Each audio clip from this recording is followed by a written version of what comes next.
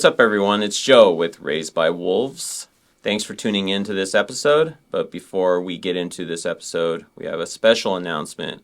We're changing the format from the Raised by Wolves podcast to the Wolves Academy podcast. The reason that we're doing this will be featured in this episode, but we're excited about tons of changes that we're rolling out in 2024 to help every aspect of recovery, not just folks that have been struggling with substance abuse. So enjoy this episode and hit us up.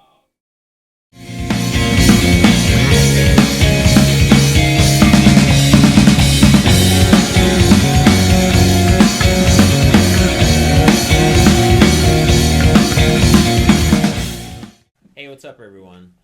It's Joe with the Raised by Wolves podcast. Thank you for tuning in yet again for the latest installment of what we're doing here. I appreciate everybody. Today, to my right, I have the very handsome and talented, at least more talented than I am. That's for damn sure. More talented than handsome. Yeah. Partner and really good brother of mine, Ian Lovelace, on another episode. And how you doing, man? I'm doing good, bro. You really doing good? Oh, I'm really doing good. Or is that an auto response? Nah, I didn't even have to think about it. It's been a good week. When you're going after stuff that you care about nonstop, it's exhausting, but it's worth it. We got our man Boston 2% over here, our brother Patrick Durkin. Thank you. Patrick Durkin He's been here. Through a crazy life, kind of like myself, kind of like Joe, kind of like our other co-founder and partner of Raised by Wolves, Jimmy. Yeah. He's got some stories to tell, and on this podcast, we kind of like to get into the humanity behind what drives people, because that's what people can mostly relate to, Right. Absolutely. And we're in a new place today. Yeah, we're in a new place today. It doesn't matter. The core of it is that we're three people talking about stuff that we hope that you guys out there maybe can understand, relate to, and maybe you don't feel so alone, you don't feel so messed up. Maybe some of our stuff might even make you feel better about yourself. Yeah, our goal here is to make you feel better about yourselves, because we don't feel good about ourselves. I'm just kidding. Yeah, Straight no. from a 6-hour studio session to this, I'm ready to go. No, we're great. You're mate, I'm right as rain. Yeah. So I drove in a few hours. You drove in several hours, and then Patrick flew in and had to drive several hours just to get on the plane to fly in. Right. So I know that you're used to these very serious interviews, Patrick, but we don't do that serious shit around here. That's good. We just keep it real loose. You know what I mean? And, right. We're here, and we're also gonna. I just thought I'd mention before we dive into who you are and why you're here and how we met, is that we're gonna be drinking some kava. You know what I mean, today? So Bula. just randomly bula, for those that know what that is, and for those that for those that know what kava is, awesome. For those that don't, you'll see us picking up these random things from time to time throughout the show that look like coconut shells, little wooden bowls, and we'll be drinking kava, because a lot of people have asked me over the course of doing this podcast, like, you talk about kava, you never drink kava on the show. So I just randomly, it just was a random last minute thought that I was like, I was at our kava bar. I decided to bring a tanola, which some people know what that is. Some people don't. It's like a giant bowl full of kava, drink. And so we'll be drinking that. But I appreciate you coming out here, man. Thank you. We've been talking for how long have we known each other? Like a couple months now, right? Yeah, like 3 or 4 months, man. And when I ran into y'all, God told me I got to do this show, and it's been a long time coming, and I've been real excited. I'm super grateful to y'all, man. Thank you. Yeah, man. I'm thankful that you're here. And then shortly after, obviously meeting, myself, you obviously connected with, my brother Ian. And then you guys started talking, you know what I mean? Yeah. Shared some music, shared some stories, some experiences. Right. Took our boy out to the Rocks this morning. Right. It's Las Vegas is known for all the Sin City. It's known for all the gambling. Like, for me personally, I'd come through here on tour, and I'd leave with a hangover and a headache and pockets lighter. But in my sobriety and in my recovery, I've come out here and built all kinds of amazing experiences and found pieces of creator in nature that I didn't know existed around this place. Everybody calls it Sin City, but I feel like connected to God when I'm out here. So I took bro out to the rocks this morning. We got it in real quick. How was before that? the studio session. It was amazing. You know, I hadn't been out here since 2001, man, and being sober out here is a totally different vibe, man. Yeah. It's so beautiful. And, total connection with God when we were out there. It was an awesome time, man. Yeah. Beautiful. No, that's awesome, man. Yeah. That's really awesome. I wanted to get out there, but I was having this. I've at least mentioned this in three episodes. I think Don't you know what I mean. plug 'em no more. You know what I mean? But I have this electric car that is like giving me problems, and so I had to I spent most of my day being It's like, very I don't know if- unproductive with this. It's shit, like shit Chicken machine. Little, but like the main star's like the wolf instead. But you know, you're like, hey, bro, don't do it, and then he's like, Yeah. I did it. Right. No kidding. Yeah, watch out for them electric cars. No Just kidding. tell you that. Yeah. If your car needs an app, I don't know. My whole car. Detroit Muscle. Detroit Muscle. Detroit right? Muscle. Well, you know what I mean? My other cars are V8s. Right. And I got this. You I'm know what I not mean? driving So- across the desert. Could you pass me in- that cover, in mate? something that Yeah, needs no, an it's app. that's yours right there. You just got to bump the mic a little bit. Yeah, that's all. You know There what I we mean? go. So, Perfect. barrier. Okay. you got know what I this. mean? But and so you know we like to we've noticed on the podcast is that you know we have a ton of viewers, we have a ton of hours, we've racked up like almost 1 million hours on the podcast. Like we're kind of, you know, I would say like we're kind of baby crushing it right now. Yeah. But the thing that we did notice is that our podcasts run over about an hour and a half, and we're noticing the watch and the listen point is somewhere around 55 minutes. Right. So we're going to jump into your story because we want people to hear it. And then towards the end, we'll just shoot the shit a little bit and then, you know what I mean, and wrap this up. Sounds good. So Patrick here wrote a book. You can show him the book. This book right here. Why don't you tell him about this book? And This is explain a- the cover for those that Yeah. listen. I know this is a little triggering, but there's he has some functionality, some, It is, some yeah. method to this behind here. This is the book I wrote that's based on my life. It's called Fire and Ice, the Meth Bible. And the cover is triggering, but I always tell people if you're triggered by the cover, then you probably shouldn't read the book. You're not at the place to do that because what's inside is probably 50,000 times worse. But this is a true picture of the hell of meth addiction. This is the truth about, you know, meth and the devil, meth and spirituality, and everything that happened along the way. And, you know, it's a wild ride, man. It's through the lens of a meth-addicted cab driver. It's a bird's eye view into a mental institution for the criminally insane. Sounds like a movie. Yeah. It is.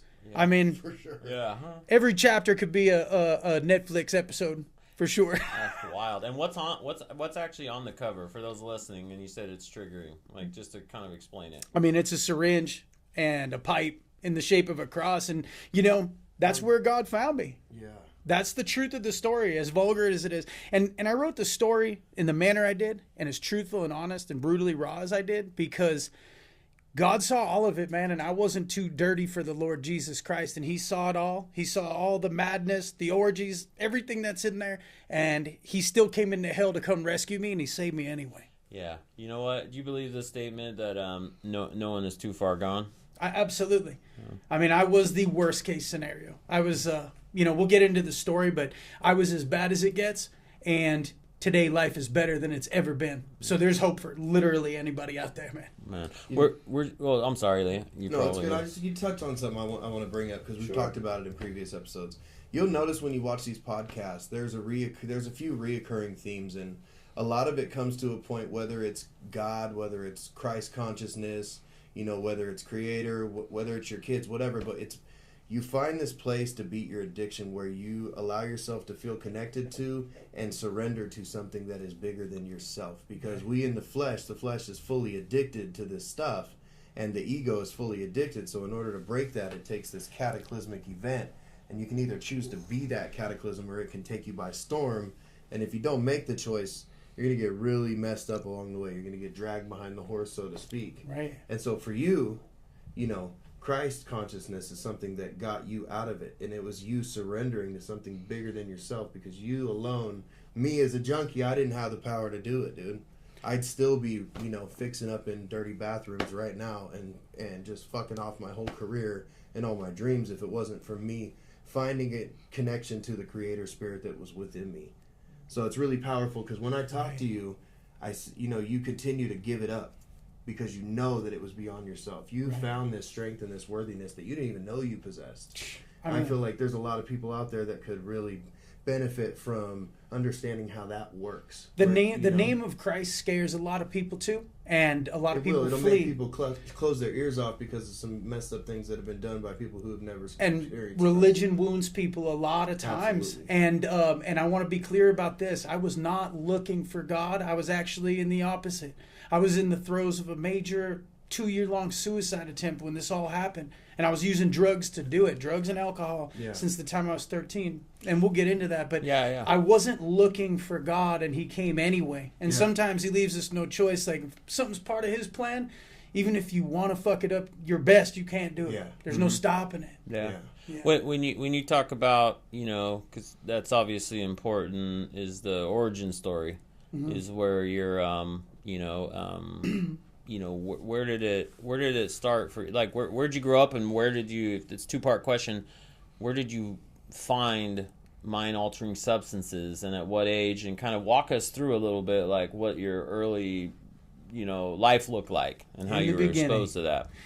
Take it back to the beginning. I always start the story like this whenever I tell it. I was born on January 31st, 1982, and the devil tried to kill me that night, and I've been fighting for my damn life ever since. That's right. And then, it was a perfect storm of an alcoholic gene in my family. I also grew up in a house where there was dark mental illness, from parental perspective. And I don't say which one or anything. This is what happened. And and then there was a lot of childhood trauma. And then I started smoking marijuana when I was 13, right? I mean, just experimenting and everything. Yeah. But that really didn't grab me as much. I mean, I smoked weed pretty much every day.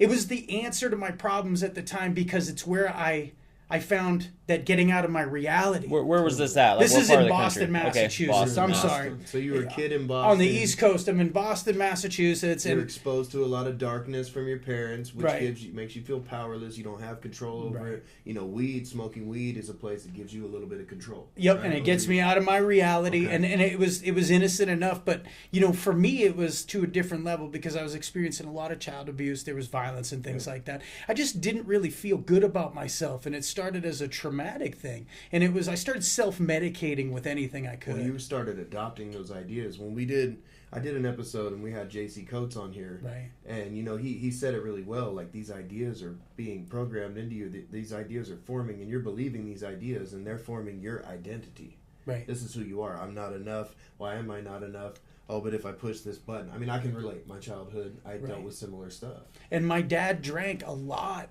And he was successful. He was a businessman. So high-functioning alcoholic. High-functioning alcoholic. And it's like, when your dad's your hero and he drinks, everything's okay. Totally. You're going to be like that. And I'll never forget my first sip of alcohol. I was with my buddy. We were in the woods. It was 8th grade year going into 9th grade. It was the summertime.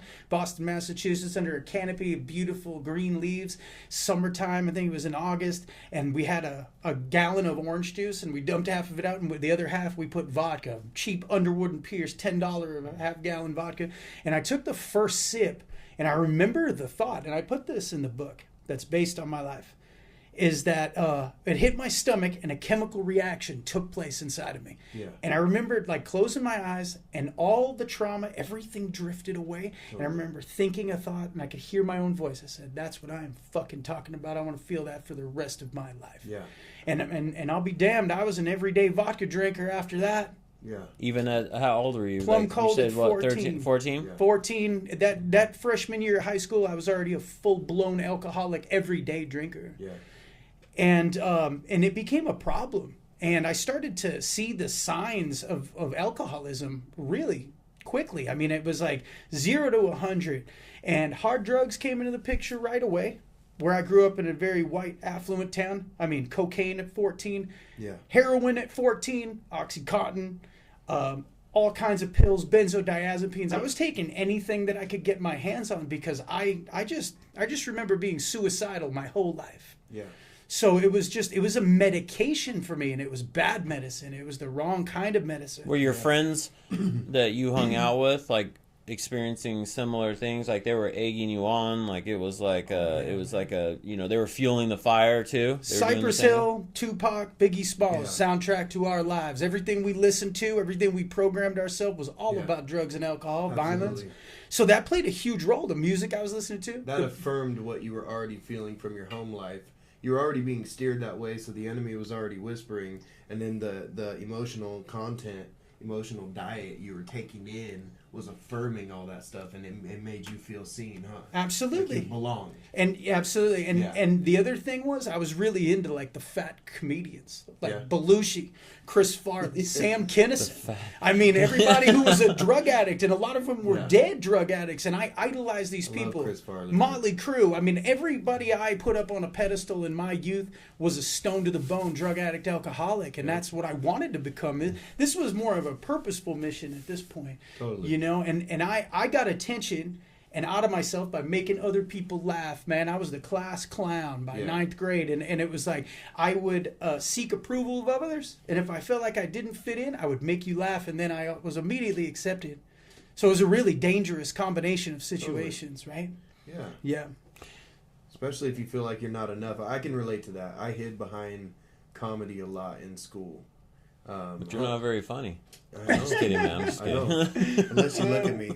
I'm just kidding, man. Depends on if you see me with my teeth out. Catch me in the morning. It's Grandpa Loveless. But class clown was like me. You know what I mean? I hid behind that. At home, I was miserable and depressed. And when I left the house, and the minute I pulled up into class, it's like, well, if I hide behind humor, if you're making everybody laugh, they don't know you're crying inside. Exactly. It's the cliche of the sad clown. I was a tragic, obese clown in high school. Yeah. And it was like, big boy? I mean, when I was drinking, that plays a role too. Food was another drug. You know, it's like you'd catch a beating, real bad one, and then Burger King was a treat, so you wouldn't tell. Yeah. You know, and I don't think a lot of people talk about child abuse, but I think that childhood trauma is what molds a lot of us. Oh, I got the shit kicked out of me as a kid, and I guarantee that like, you know, sped up my addiction for sure, because it was just easier than to go and you know, drink, you know, sneak beers from my fridge, or, you know what I mean, smoke weed, or you know, do that. So yeah, it's like, because, you know, you're rebelling against the system that's failing you. Right. You know what I mean, as a kid. And it was worse back then, you know what I mean, like, than it is now. At least now that there are some safety measures in place to protect kids. And, you know, back then, like, we're similar age, you know. It's like back then that shit didn't exist. It's like you beat the shit out of your kid, and there was like, if Child Protection Services even came out, like, they were like, well, okay, like, we're busy, like, you know what I mean? And so, you know, you turn to food, alcohol, pills, whatever, you know what I mean? Right. You know, and so. And it's all a joke, too, at that time, you know? And it's like my Boston accent used to be real bad. And I'm just partying, drinking fucking beers, kid. And, you know, like, you just fluff it all up. And it's like, all of our parents. And all of our parents, it was like that generation in that era. It's like, it was the just say no era when we were growing up. And everybody was saying yes. Man. I was going to say, no one was saying no. It was the height of that. Saying no was the commercials, man. Right. And blue collar, you know, workers and this and that. I hung around a lot of kids who had single moms or single family households. And it was like, we kind of we could do whatever we wanted. We ran the streets. And I mean, we were a band of like hooligan comedians, man. And it was like, we did what we wanted, and we were out of control. And I look back on it now, and it's like, man, I'm surprised nobody stepped in. It's a different time. I think about that too. Different time. Way the shit that I was time. Getting away with back then, there was no cell phones, there's no heroes like recording you. Like, imagine if they had YouTube when we were kids, we'd be in big trouble. I'd be fucked. Our presidential hopes are out the window. Everybody's influencers nowadays, and they're like, people don't get like the things that influenced us when we were younger was the degeneration of modern society. I mean, literally. Right. The way Joe grew up, the way I grew up, the way you grew up, the people that I hung around that normalized what I'm coming into adulthood, and my father works so much, and the people that I'm spending time with is normalizing this just degenerative behavior, just smoking cigarettes like I hate myself. Right. You know, you go to work, you don't do anything you're passionate about, you go home, you fucking medicate. Right. You know, and that's normal. And music to me was so intertwined. Music and movies and everything, like the media I was taking in. Pop culture was the pop culture, and it's like you listen to sad music, you drink. Yeah. You know, Same and here. yeah, In the dark on repeat. that's right. And it was a normal Whiskey thing, lullaby. right? A handle of vodka to the face. Right. Yeah, you know. So when like how old were you when? I mean, you said that like by the time you were 14, 15 years old, Right. like you were already. Would you consider yourself experimenting with hard drugs at that time, or were you actually doing hard drugs Was it at still that time? recreation, or was it No. starting to lock in his habits? I don't like.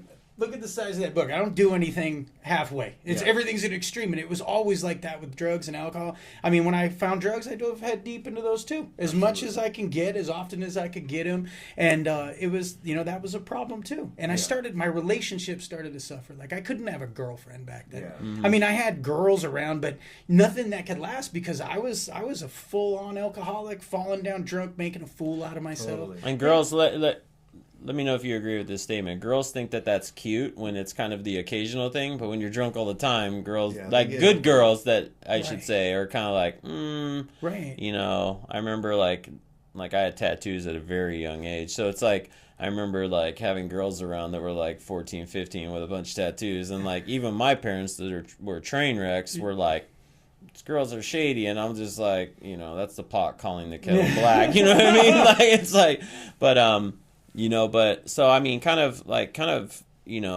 fast forwarded a little bit to like, what did the ages between 14 and 15 and when you became like an adult kind of look like for you? Like, So I just basically high school, I started losing stuff. Everything, all my interest in sports. I was a star baseball player, all that stuff. All that went out the window as soon as I started going hard in ninth grade. Yeah. It was all gone. I started losing things. I mean, I absolutely failed every single class, every single grade until 10th. I dropped out. They told me, they're like, just quit. You're better off. Yeah, my mom started crying in the principal's office when the principal told her that. And I did. I left school, and then I started working at like a gas station when I was like 15. And I mean, those guys were like a second family to me and everything, but I was a train wreck, man. And then, so it progressed. And then I started to really want out of that life, right? For a brief window when I was about 18 years old.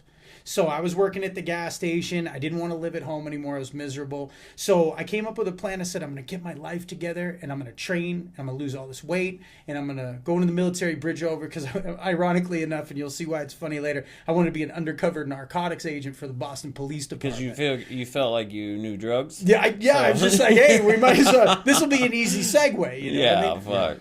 But it was like, it was part acting.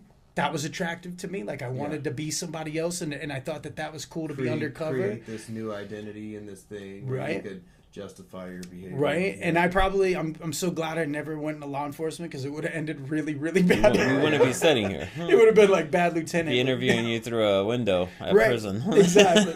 So I started training, man, and I put my imagination into action, right? And I dropped all the weight. I was going to the gym for 3 hours a day or whatever. I trained running like a madman. And I took the ASVAB test, which is for the military. Yeah. And by chance, I qualified as military police. And I was Wow. set to go to boot, figure. man. And I was going to go to Delaware. I was about Yeah. 2 weeks away. And at the last minute, I got an idea. I said, you know what? I'm not going to go to the military. I was ready to go to boot camp. I went downtown Boston with the recruiter. I took the test. I was approved. I had the physical lined up. And I said, you know what? I'm going to Vegas and be a stand-up comic instead. Okay. And, Oh, that's why you and ended up last there. minute, I took a hard left, and I came out here, man. I took a bus 3,000 miles. I had $50 in a bus ticket, and I came out here. And I ended up working all these casino malls and stuff. But I was such an alcoholic, I never took the stage once. Yeah. I was working, I had a company truck and stuff. And 2 weeks after I got here, the Twin Towers came down, man. And that was an experience. But I was out here, and then I ended up going home. About a year into this trip out. In Were you Vegas. just drinking at that point, or were you still doing drugs? I mean, I was dabbling with drugs out here too. Yeah. I stopped when I was training to go into the military. I was like, I got to stop the drugs. I was still drinking like a fish while I was training. I never stopped drinking, but the drugs completely stopped. And then when I got out here, I picked it right back up. Gotcha. Yeah, and that was the first time I actually tried crystal meth. Was here in Las Vegas, and What a surprise!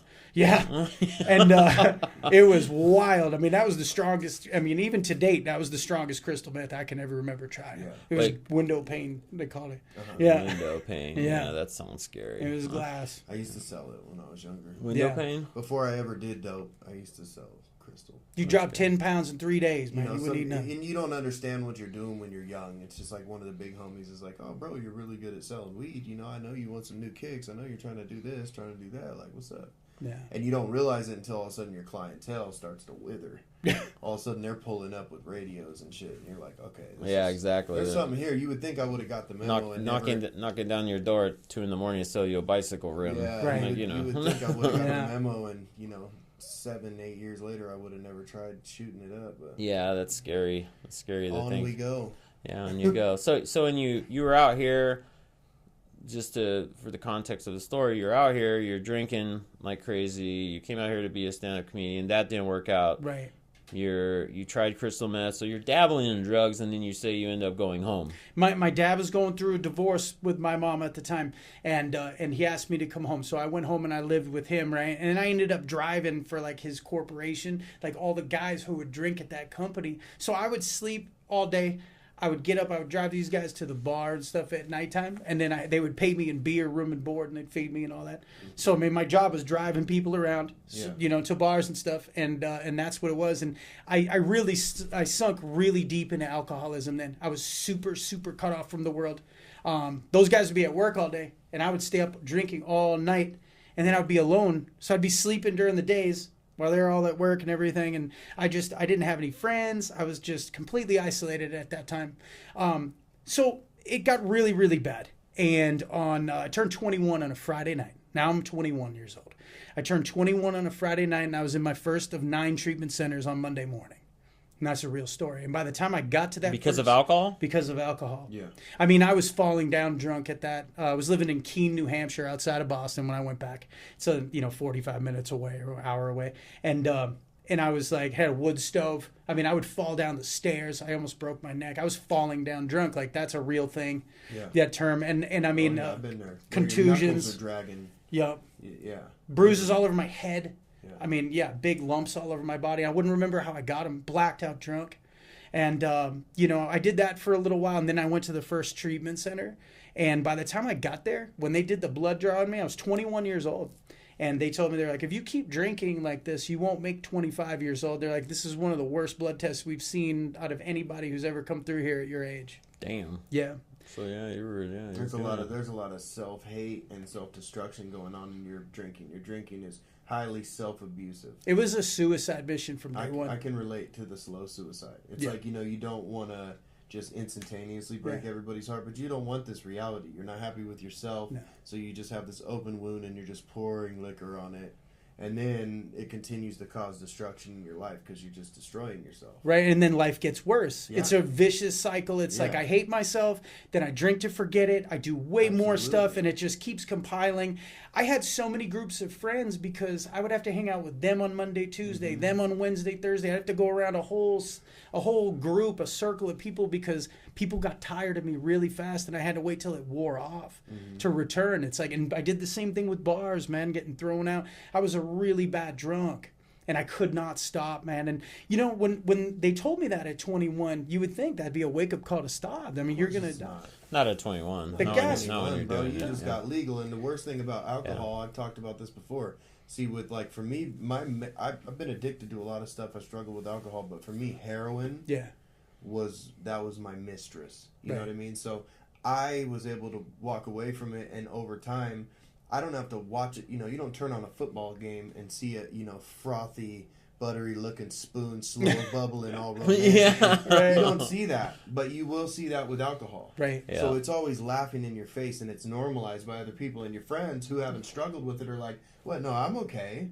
I'm okay. No, you're fucked up. You have the problem." And so then there's a stigmatism, and it's always in your face. And so if you don't have the toolkit to be strong and stand against that, you're under constant attack all the time. You don't even realize you're in a fight. No. And every one of them who said, "Can't you just have one?" regretted it the next day. I guarantee you. That's my thing now. Like, I don't so much anymore, but a couple years ago, I've been off of booze since 2019, and somebody would be like, "Oh, come on, man, just have one drink. Just have a screwdriver. Have an old fashioned." I'm like, I tell you what, bro. You want me to strip down naked, fight everybody, including the cops, and end up crying in your front living room. Right, we're gonna go run to. it. We're gonna go to. It's gonna be a hell of a night. Turn the camera on. If you want, Yeah, exactly. We're gonna go have a drink at Applebee's, and at 3 a.m. we're gonna damn well be at a Trapplebee's, and there ain't no doubt about it. Trapplebee's. Applebee's, Holy shit. Trapplebee's. Right. Love it. And I mean, that's the real deal. I just couldn't control. And then once I take the drink, all bets are off. You know, and it's Yeah. like Madman, Period. Jekyll and Hyde, werewolf, Mm-hmm. creature double feature, man. And that's the way it's always been. You know why? Because your spirit completely takes a walk. Yeah. Your spirit can't be in your body when you're all messed up like that. Ah, Something- cool. Yeah, you Yeah. know, so it walks away, Mhm. and then the other parts of you, what's left is just your bad programming that's driving your car. Yeah, That's all that's driving your That's vessel, crazy, you know? man. So you would just basically you would clock in. All right, homie, I'm done. I'm good. Punch your card. Oh boy, would step in, take the And wheel. alcohol to me is a complete blocker for the sunlight of the spirit of It any is. kind. It shuts your whole connection off. No connection with God. And I mean, I'm talking for days, maybe Yeah. weeks afterwards, like When you're on no a sick connection. one, yeah. Yeah, it's really bad. Yeah. And where did you graduate? I mean, obviously, you know, you wrote the Meth Bible. You know what I mean? So the And Meth so- Bible is a social commentary on a lot of things. And right after that period, I started going through the rehab mill, and I went to some of the best the East Coast has to offer. I mean, I was at McLean. I was at some real big names. And Rehabs? yeah, I never once went to rehab. I had some good insurance in my early 20s for a little bit. I kind of wished I did, kind of sometimes. Well, that's really where I learned more about drugs and made connections for hard drugs than anywhere else. That's what you hear a lot. Like Right. JC's episode, remember? Yeah. JC's episode, he said that. I He learned, remember- he learned how to There was a lot shoot of meth meetings. while he was in I started treatment. shooting up right with people that I met in rehab. Yeah. And that's where I started injecting drugs the first time. I mean, we watched that Motley Crue behind the music, and I injected vodka during that time. That was my get down. Right. You know, and Mix, you know, mix your dope up in. it wasn't the last time, right? Yeah. And it just things got really out of control. So then, after that time period, my dad, his job ended. Whatever. We end up going down to Corpus Christi, Texas, right?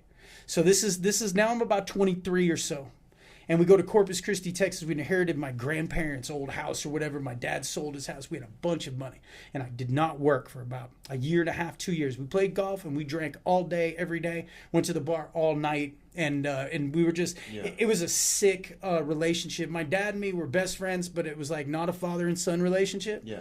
And No, you was drinking Codependent. buddies. You was drinking buddies, and the whole time there was a part of you that still resented him for what he put you through as a kid. Yep. But you're just here kicking it with your captor. And we trauma bonded over the Yeah. hatred we had for my mom about what happened with her.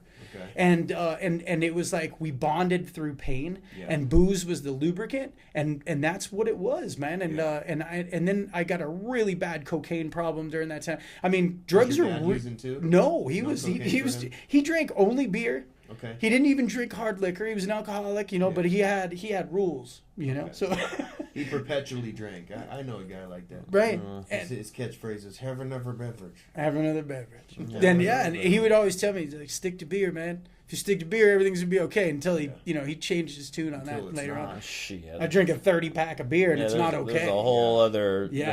whole other problem outside of alcohol. So You then got I when put you're on, drinking beer. I ballooned up to I was like 380 pounds.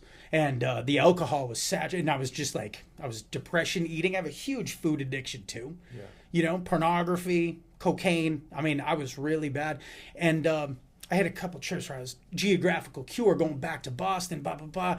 And then I came back and I was sober for a little bit. Like I started getting into the 12-step programs and everything. And I was sober just long enough where I took some hostages, right? I met a girl and she had a kid already.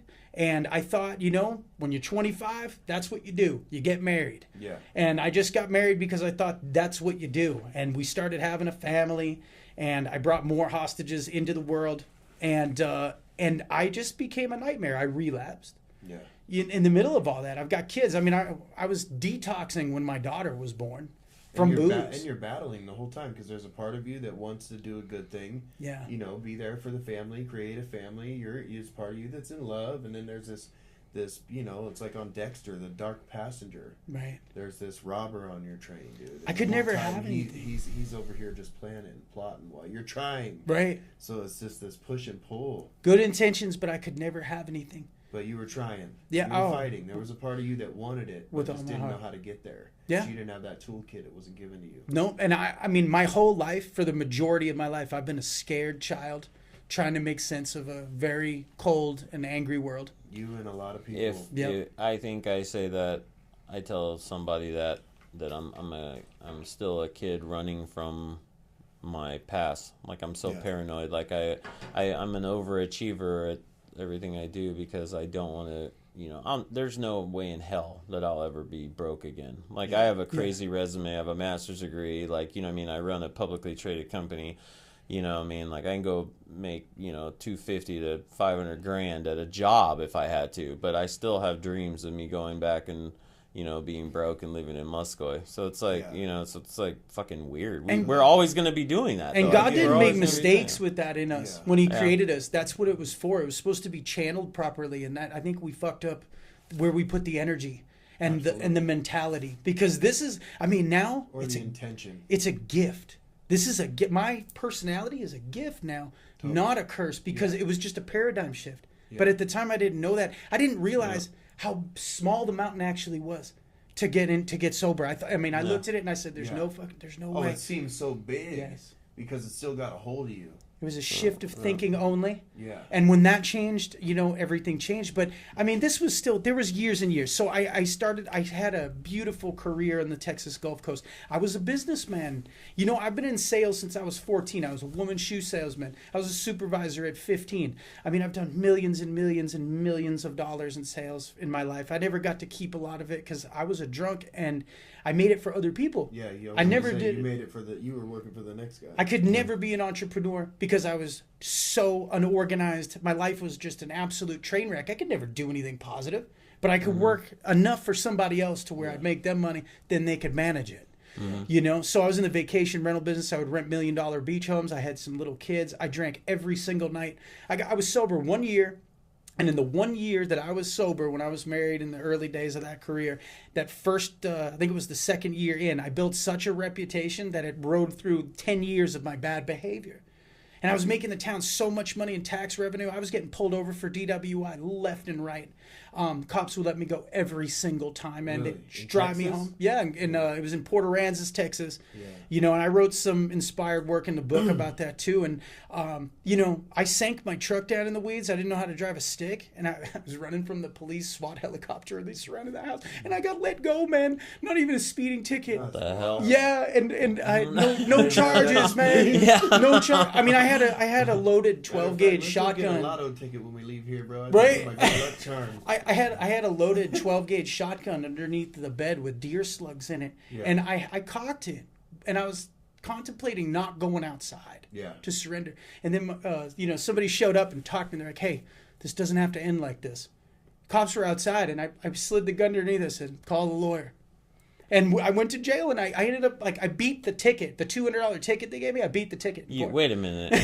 You were in a house with a shotgun with the cops outside over a $200 ticket? Yeah. It shouldn't have been. The key point here is he was in Texas. It shouldn't have been a ticket, though. I evaded. It was felony evading with the helicopter. It was spring break. And I ran to the house, and the shotguns, and at the time, I shouldn't even have been able to have a gun. Mm-hmm. And I had the spring held thing, which is illegal anyway. Yeah. And I cocked. What kind of gun? It was a 12-gauge pump. What was it, like a Mossberg? I think so, yeah. Yeah. And ventilation holes on the barrel, or just like a straight barrel? No, just straight. And it was a short barrel, like a home security shotgun. Did you saw it off? No. Or was it built that way? It was built that way. Okay. And then I had deer slugs in the gun. Okay.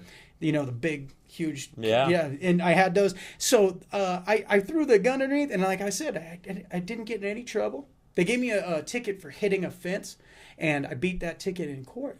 Yeah. And I had a lawyer and all that. And then the madness just continued and continued.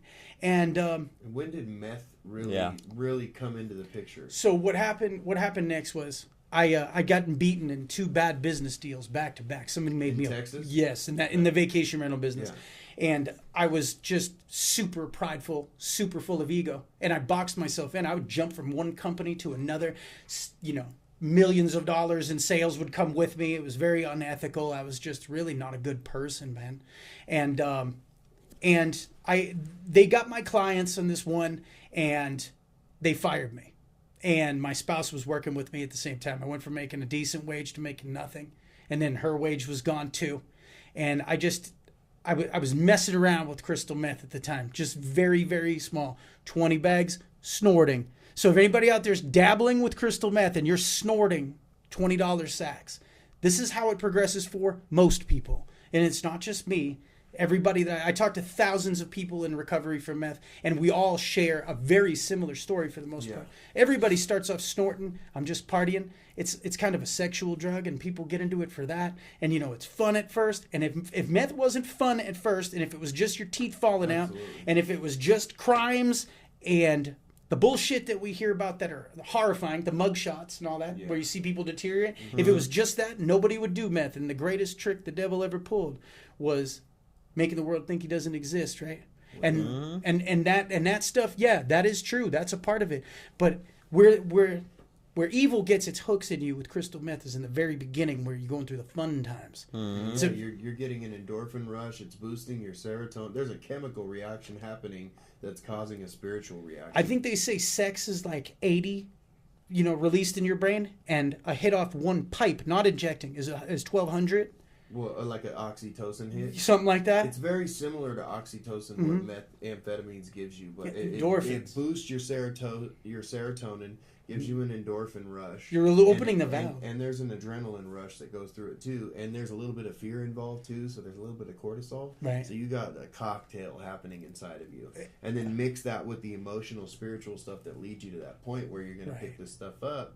Yeah, bro, the party gets away from you. And that's dancing. Ecstasy pills were a good introduction to my generation. Of course. Of meth, slowly. I did hundreds of those. Because you did those, didn't know there was meth in them, and then you tried meth, and you're like, oh, that's like a smacker, right? Like, this is familiar. Your brain remembers that. In high school, I was abusing drugs like Adderall and Ritalin. And those are like a taste test with crystal meth. In my opinion, it's Coke and Pepsi. Yeah. And it's Adderall is amphetamine salt. Right. And so it's very, very similar high. Yeah. And I used to do those in high school a lot. But then, were you prescribed them? Were you put on them as a kid? Okay, because I was. Other kids were giving me them. Put me on that stuff. The kids who were prescribed them a lot of times don't like taking them because of the effects, the side effects. So they give them, sell them, whatever. Yeah. So I lose the career. Right after that, wife and kids are gone. She's gone. What led to that? Just the total sinking into the abyss with drugs and alcohol, with alcohol, really. But do you think that some of this was you were stuck in a victim mentality? Oh yeah. Throwing away the accountability. It's everybody else. It's not me. Yes. Meanwhile, clutching the bottle hard. If I wasn't getting, there's more bottles on the floor and less people. The pipe. I secretly wanted it. I wanted to go deeper. I didn't want to live. So, what a perfect excuse. I've lost everything. Yeah. I've lost my identity. I'm not a dad anymore. I'm not a husband. I have no career. Who am I? When you didn't lose it, it wasn't taking it from you. You let it go. I turned everything in. Totally. And I could have absolutely fought for everything. I could have fought for anything bad that's ever happened. Because I was loaded, I reacted in a way I shouldn't have. Yeah. Mm-hmm. And that's the truth, But that's powerful. That's why you are who you are today, sitting right here with the message you have, bro. Right. Yeah. Because you have that post-cataclysmic accountability, bro. Right. You took accountability. And that doesn't mean it was all your fault, but taking accountability. Yes, I did this that caused this, so guess what? I was driving the car then, I'm driving the car now. For me, I believe it really. I'd say 99-1, it was my fault. And some of that sets you free. Even the abuse stuff as a kid that I experienced made me who I am today, and I don't regret going through it. It made me stronger than hell. Yeah. And it needed to happen for this story to unfold, Yeah.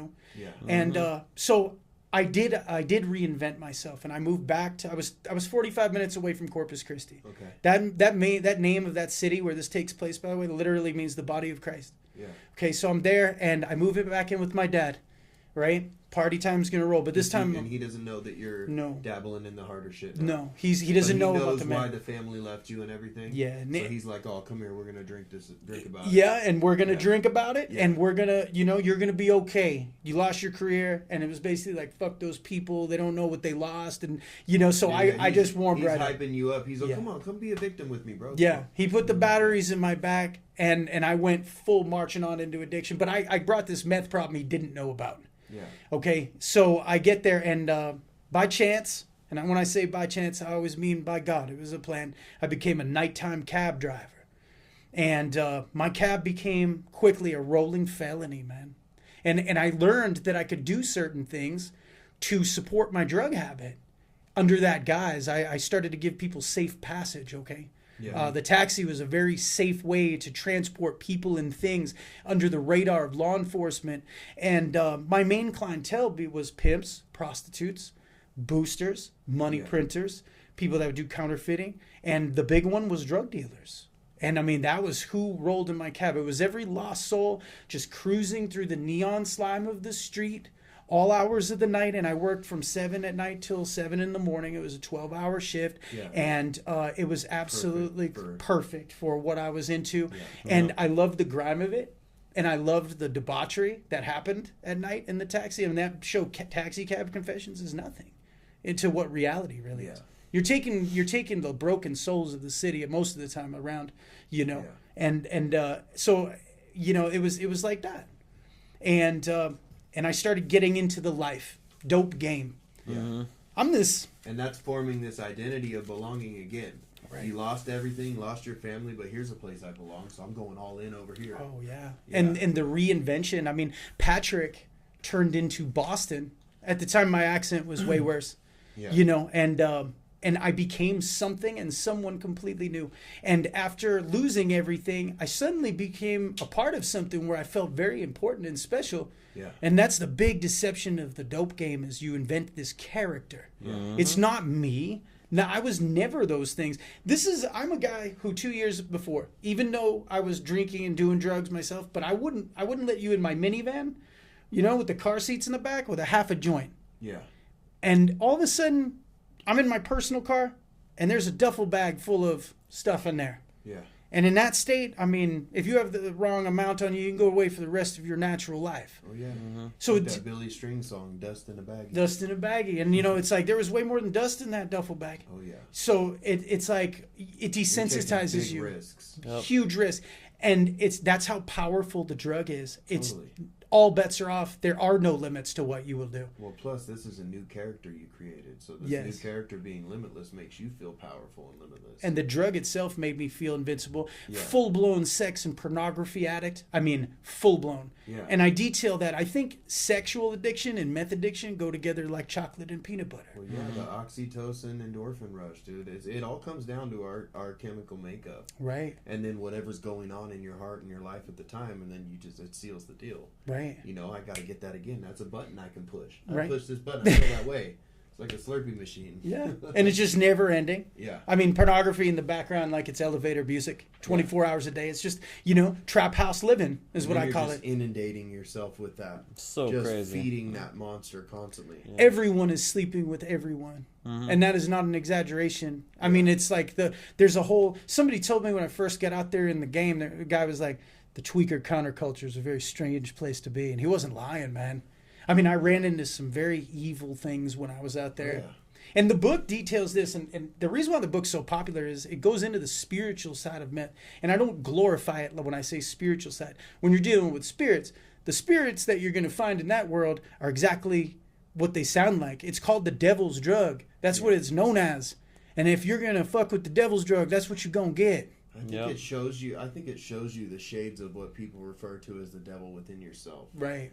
You know, and then that guides you. It's like, so your energy is going to attract what your spirit's calling for. That's why we're all sitting here right now, because of the way we live our life right now. Right. But at the time, the shit that you're drawing towards you, because of everything that's going on, your emotional diet and everything, bro, is very evil. So the meth is like showing you the devil inside of you, and that's driving you to feel more powerful, right, and less afraid. And I mean, I would seek out like the scummiest motel to stay at. Like I reveled in the evil and the disgust and filth of it all. It was a very strange place to be. So, you know, I had the girlfriend. I had the cute trap house girlfriend. I had all, you know, supporting both of our drug habits, risking 20 years in prison for a bunch of people who did not care about me at all. Mm-hmm. My house became it's my grandparents' old house, became a den of drugs and transients. I mean, just the orgies, the crazy stuff. I mean, literally. And my dad was living there with me in the midst of all this badness, the poor man.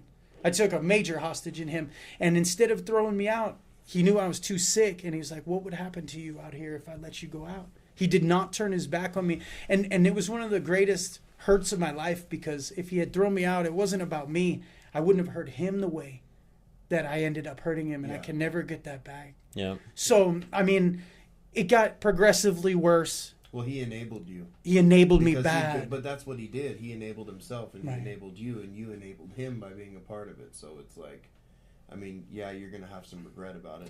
Nobody likes, but at the same time, like, that's part of your journey, bro. I've had some, and then the near-death experiences and stuff happened too. There was one that I skipped over, but it was back in 2010 when I was still in the vacation rental business. I was on antidepressants and had a bad reaction, and I was drinking vodka. That could have something to do with it. And I took 3 months supply of 1 milligram Xanax. It was like 45 bars worth of pills. It was like 3 short. Mm-hmm. And they ended up pumping my stomach. And you took it all at one time? I just took it with the vodka. It was a real suicide attempt. Okay. I've got 5 of those that I've lived through. But that was one of them. And I was in a coma for 5 days, and I got out of it. They gave me an experimental liver drug. My kidney shut down, my liver shut down, and they told my first wife, they said, next is going to be the heart of the brain. And they gave me this experimental drug they just happened to have by chance in Corpus Christi at this shitty little hospital. And they kick-started my system, and I came out, and I was sitting in a church a week later, and I was staring at the cross. I was a Catholic at the time. Yeah. And I was staring at this cross, and Jesus covered in blood and everything. I'm just looking up there, and I didn't really believe in religion too much back then. But this priest from Nigeria walked by me, and he said, "My son," he said, "what are you doing here?" He looked like he'd seen a ghost. I mean, his skin was dark. He looked like he'd seen a ghost. And he explained to me, he had given me the last rites. He's like, "You were gone when I left the hotel room, or the hospital room. It's like you were gone." Whoa. And that was like one of the first ones. So, I mean, I can look back in hindsight, and God's always been trying to open the door. Yeah. So I could exit stage left, always trying to give me a way out. And I just would never take my foot off the gas. No pun intended, but that's what it was. And I'm leading up to that because after all the debauchery, after all that stuff, it was October. It was a balmy October night in 2017, and I was in my taxi cab. And I had been working way too much, without saying too much. You draw between the lines, okay? Mm-hmm. In real life. And I ended up falling asleep behind the wheel. And I woke up airborne at 70 miles an hour. I had my seatbelt on, but I crossed a feeder road, and I slid, and I was skidding. And I had a real near-death experience. I saw 3 flashes, and I woke up, and I saw what was coming at me.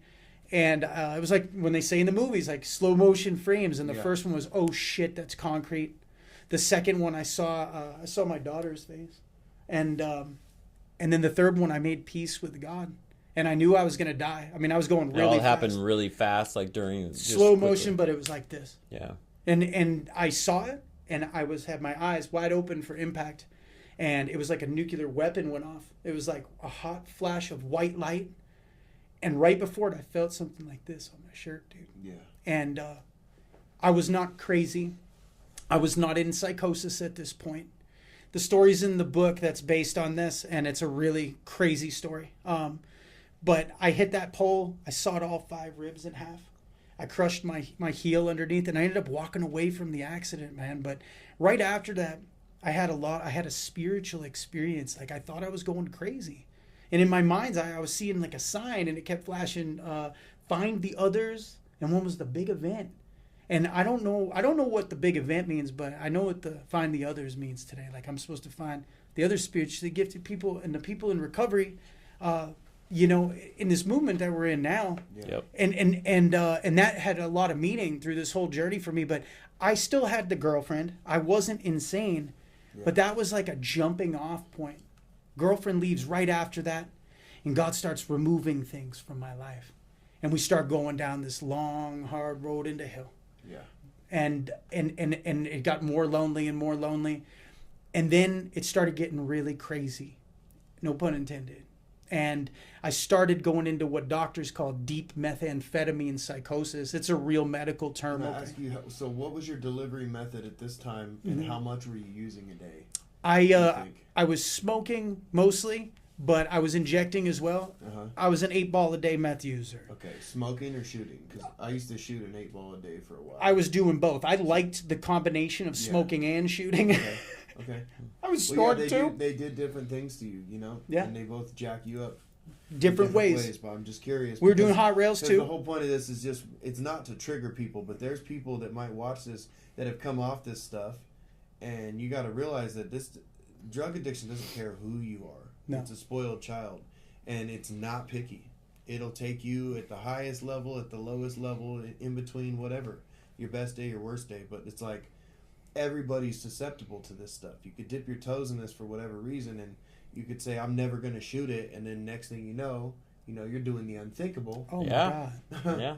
to I've never done meth, and I've obviously never shot anything like, I've never done meth, heroin, anything, but if I know the grips that alcohol can do on you, where you leave the house with the idea that, like, I'm not going to drink tonight because I've been drinking too much recently, and then at the end of the night, you're Ubering home at 4 o'clock in the morning because something snapped in your head where you're like, you know what, fuck it, I'll just drink. Then I can only imagine, like, what dope would do. Like, you know what I mean? With meth and with heroin, you're sick when you come down. So there's another level of motivation that's motivating you outside of all the other things. Not to mention, you chemically can't even function in your brain emotionally when you don't have it. So at this time, you're using, smoking, shooting, snorting, roughly about an 8-ball a day. Right. Which is a serious habit. It's 3.5 grams. In another realm at that point. I've been there. That's enough to keep a normal person up for weeks. Yeah. And we're doing this every day. You're in a totally altered state of This is a suicide mission. Yeah. And you can relate to this. Yeah. And it's, and there's worse things than shooting up, man. I mean, I wrote this book the way that I did, and God gave me every word, as bad as it is, right? Because this is a picture of the horrors that really is meth addiction. That's the dope game exposed like never been told before. Yeah. I explained the smells in the room. I mean, there's times where you can't find a vein, Joe.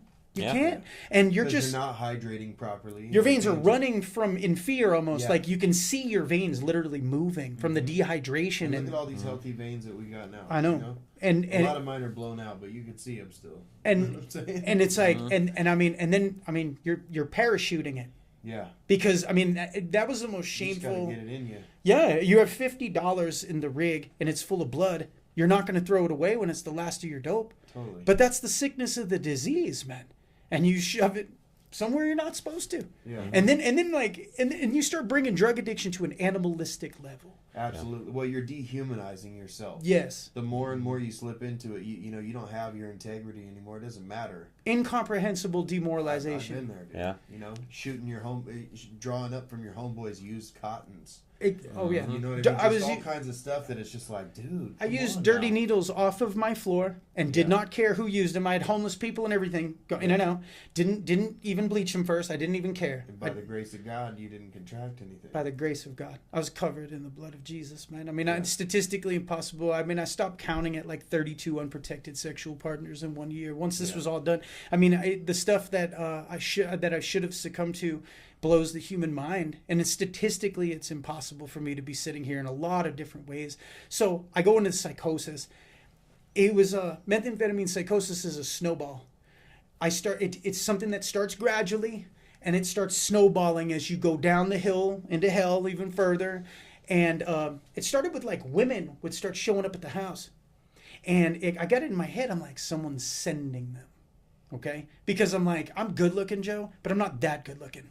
Not all these women are showing up bringing me drugs, right? Bringing me drugs, yeah. But in reality, I had a place to stay and party, and out of the eyes of the law, and I had a car, and so all this stuff's happening. But it got in my head, and I started getting spun out in outer space. So now it's just like everybody's gone. Nobody really wants to hang out with me. I mean, I start believing that I'm in a hidden camera movie. And I believe that Jim Carrey's an executive producer. I thought this was the Truman Show reboot. Yeah. I started going even further out, and I'm like, I'm being filmed with satellites. They're watching me somehow. I don't know how they know all this stuff, but they can. Yeah. They're filming me with satellites, and then there's hidden cameras in the stores. The trap houses are wired up. And then I got it in my head that this is a major Hollywood production.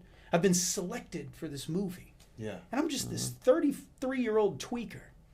And I'm like, I wonder what they want with me. Yeah. And and I fully believed it though, and it was really sad. And nobody could tell me different. My family, Were you expressing this to people? Oh, yeah, my dad definitely, because he was close to me. I'm like, Dad, there's something going on, and I would tell him all these crazy theories. And he, looking back, He was looking at me very scared and very hurt yeah. inside. But you didn't realize at the time. There's times like that where I was saying shit to people that cared about me. Yeah. And to me, I just like how we're talking right now, like, oh, bro, dude, that carpet's blue. Mm-hmm. You know, but I'm over here trying to convince them that I have, like, living worms in my face. Right. Like, And yeah. it got It's really crazy that line's just blurred. I was so fragile. Like, I It remember feels so real. I got popped for, like, I was in, like, trespassing or something. I got out, like, the next day. They had beaten me senseless. Cops broke my rib, and the jailers broke my rib. And I remember I took the bus home, and I was gonna find some answers this day. And this is in the book. And I had it. I was at the end of my rope. My dad gets diagnosed with spinal cancer and all this. Like overnight, he said, "I don't feel so good, Patrick," and I'm a full blown IV junkie at this point. Yeah. And I was putting icy hot on his back, and one night, for 2 weeks, just didn't feel right. And then he woke up and he was screaming. He was paralyzed. The tumor on his spine had grown enough where he was in a wheelchair overnight. But we didn't have a wheelchair. Is that permanent? It Or was. Were they able to reverse that? Oh no, he had stage 4 spinal cancer. But I mean, like, were they able to extract that? Is he still paralyzed to this day? No, my Or- dad's passed. Okay. Yeah, But so- he passed from this. So yeah, during all Okay. this, like, so he's in that state, but he was in a wheelchair the day I get out of jail, right? Okay. So and that's just the house was like basically from the alcoholism with him, the drug addiction, the house was just in shambles. Like this was Yeah. no place for a dying person, and I was out in this alternate universe, Yeah. and I was completely gone. I should have been in a state hospital at that time. I was so Totally. crazy. And I got out and I came home and there was a fillet knife in the kitchen. I walked in and got it. And I sat down and he was in a wheelchair. I took his phone out of arm's reach. And I said, "You're going to tell me about the movie now. I know you're in on it." And he was just staring at me. And he's in a wheelchair working from home because I'm too much of a degenerate junkie to get a job. Yeah. So he's working while he's got stage 4 cancer. That's where it took me. And long story short, the SWAT team ends up coming. My another family member found out what was going on. I figured that wouldn't end well. Yeah, and I mean, they took me. Yeah, and they took me. So I'm out in the cop car after I surrendered. But he looked at me during this, and I said, "Dad, you got to tell me about this movie." He goes, "Patrick, there's no movie." He goes, "There's no movie, and you're really sick, and you need help." And like certain moments when people would say That's stuff, a core memory. it clicked. That's a core memory. And I'm like, maybe I'm sick. But then It in my didn't click at that moment, though. No. It clicks now because it echoes Yes. through your mind. But, I mean, I can relate. In short, I'll tell you, when my mother was fighting for her life, she deserved this version of me today Yeah. to support her and lift her up and make her feel better. And I missed my mark for a few years. Yeah. Stage 4 cancer, right, So I can relate to that. it was And regret. you don't live in that place now. You don't carry that shame and regret. Like, we were at the Rocks today. Yeah. We're talking about stuff that sucks. It's really painful, and it's not like, oh, I just wave a wand and forgive myself and it's all good what I've done. No, like we've suffered in those thoughts and you've lived in that place for a long time, but you come to a place when you start healing and helping others to heal that you realize that there's so much good that's happening now that could not take place if you had not caused so much destruction. There's this saying that I love. I don't know if Tom Hardy said it, but they like to put his face and quote it. But it basically says, in order to know or create peace, you had to have once been capable of or experienced great war, great violence. Right, And that was the catalyst to all of this powerful medicine that you have today, bro. right. Because you inspire a lot of people Yeah. through social media and people that read your book. This is about sharing our stories and our testimonies to lift the shame from the still suffering addict that's out there. Yeah. I wrote that book complete on the table, no shame in my game, because the person that's going to read it or watch this podcast or anything else we do, you're not too far gone because you can turn it around at any moment. I sold the rights to my children in a bank for $100. Yeah. And today I can admit that. Yeah. I have a relationship with them today. It's not perfect. Your darkest moments can become a guiding light for other people. If you're fighting for Absolutely. your If kids, you're not afraid to share it, it's just Right. like I'll come out and talk about my previous addiction and where I'm at, because you never know. If I'm playing a show or if I'm just at a coffee shop, all of a sudden somebody sitting next to us might be like, oh, hey, me too. yeah. You know what I mean? You never know. Like, that kind of stuff happens all the time. And then it's a switch goes off, and it's like, if they can do it from Yeah. that place, I can Yeah. surely do it. If they're not ashamed, maybe I shouldn't be ashamed. Maybe Absolutely. there's something special about me like them. Right. Yeah, absolutely. Well, how'd you That's get what it's clean? about. So I'm just at that point. My dad disappears, and then all of a sudden the house, like I just didn't know where he went. I thought he was in golf playing golf in Hawaii as part of the movie. Legit. I thought it was like a scripted. Okay, Dad's out of the script for a while. Yeah. The house So becomes. you weren't there when he passed. No, a lot of people took advantage of my mental illness, and I mean they were going along with this movie delusion. I mean, everybody who showed up was in on it now because they were playing up to it so that they could take over the house. Yeah. So I'm there, and everything's going crazy. And at this time, I started having jaw-dropping moments with God in this insanity. I call it the Nebuchadnezzar effect. It's what happened in the book of Daniel. I went absolutely insane. I started having these spiritual moments where God started to touch me, and he started to change me from the inside out. And I was having a lot of experiences with evil too. That's all in the book, and I'm not going to get into it here. But I mean, vulgar displays of power that made me a believer in God. And that's up for the reader or the person watching this to decide. Was it just psychosis? Was it this or that? But whatever happened changed me from the inside out during that insanity. You know, and I ended up getting to the end of my rope, and the house got boarded up by the cops while I had a needle in my arm in the bathroom. And they boarded the house up with me inside. It was 110 degrees. I lived there for about another month with no power, toilet, no water, but still using it. Just absolutely vile in every way. Mm-hmm. Walking 15 to 20 miles per day. My feet were absolutely wounded, like disfigured from walking out on these missions I was going on. I was wearing a do-rag and swimming trunks. Self-inflicted knife wounds all over my body. I think you sent me a picture of you and your addiction in front of like a PG&E like power box on the side of a house with some kind of a rag on your head. That was me in absolute insanity. Yeah. That was during the chapter Movie Magic when all this was going on. You have like really, really light colored piercing blue eyes. Yeah. So when you were on dope, it was a different vibe because your eyes didn't have that color. Snow globes. Like today they're bright. You know what I mean? Yeah. For me, my eyes were dark, so it kind of hit it a little bit better. Right. But they would go jet black, and I noticed that picture you showed me. You didn't have the same light in your eyes. No, and you can see it in my mugshot too. So like, you know, I was at the end of my rope at this period, and some events happened earlier in the day, and I made a phone call to a family member, and I said, "Hey, where's Dad?" He's been dead for 3 weeks. Nobody came to tell me or anything. I was too crazy, so I missed the death of my father. Yeah. And that was really living in his boarded up house. Yeah, and that was one of those moments that, like you said, it clicked, but it didn't click right away. Yeah. But I walked home, and I drank some malt liquor, and I passed out on the bed. And when I woke up, I remember I looked over, and there was a big butcher knife on the nightstand. House was just full of needles, dope bags, trash like up this high. Absolutely insane. The house was taken down to the studs. Every window was broken out. Every single one. It was so hot in that house.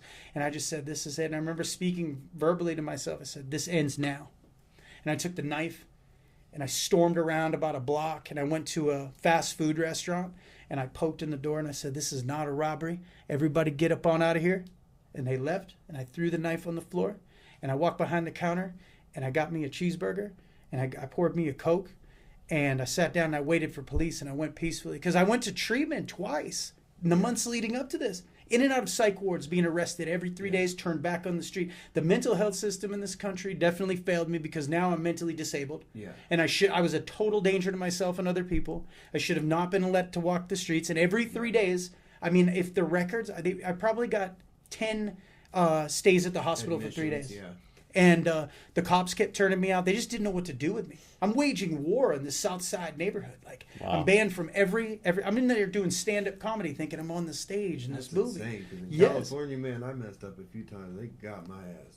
That's why you're still scared to be in California. Right? I like California. So 5150 out there. Some places I used to. Right. Yeah. And so I know this part of the story. So this is really like, you know, a key point, turning point. This is a turning point. How much meth are you using at this time? Is it escalated? No, actually, I was so crazy at the very end where I really couldn't even support my habit. But the psychosis, dude.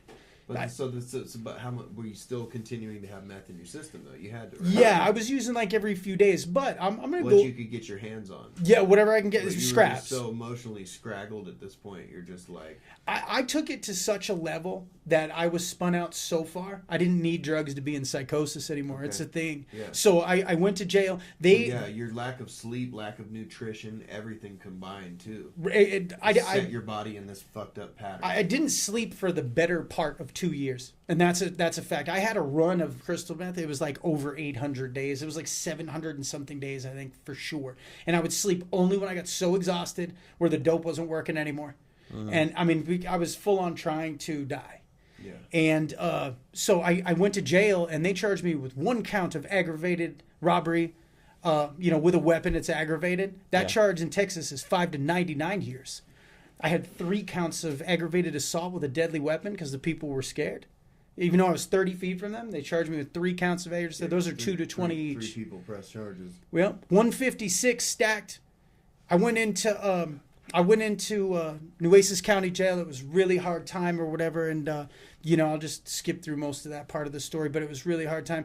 I didn't know it at the time, but I had gotten the number 2 pay attorney in the whole city by chance, by God, in a lottery, and as my public defender. Okay, everyone turned their back on me. My family robbed me of any inheritance that I had. I was written out of the will, and I don't blame them for that. But I didn't really have anybody in my corner, and I was in full psychosis for 8 months leading up to the trial with no drugs. So one night I was in the jail, and I was talking to the weatherman. The whole time you were locked up, you were a JCat? Yeah. All right, my friend. So here you are. You're in an institution. You're in full psychosis, right? Right. And how long has it been since you've used any meth at this point? Well, I stopped using obviously during the time of arrest, but the incarceration in Nueces County Jail lasted 10 months. So 10 months. So no drugs at all during the and the psychosis never stopped. Yeah, I was in solitary confinement. I was too crazy to be around other inmates, right? So I was going through all that, and the whole time seeking God. First time I really cracked a Bible was during this crazy period during the incarceration. I read the New Testament 3 times in there, and I was so crazy, I thought that the movie had now put cameras in my eyes. And if I read the Bible and learned something, that's where my train of thought. I actually deteriorated mentally more without the drugs during this period after. So I'm seeking God. I'm having all these moments.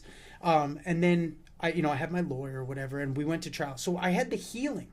I was talking to the weatherman thinking he could hear me one night, totally in psychosis. And I woke up and I was healed exactly like I am right now. Everything. Where were you in that? I was in Nueces County Jail awaiting trial. Okay. 8 months, no drugs. 8 months. So psychosis 8 months all clean, the way. 8 months clean, talking to the weatherman on the movie that your life is a part of, that you believe. Now, do you think that maybe you believed that because it was a little bit easier to believe that? Like, do you think there was just this part of you that wanted to belong and wanted purpose?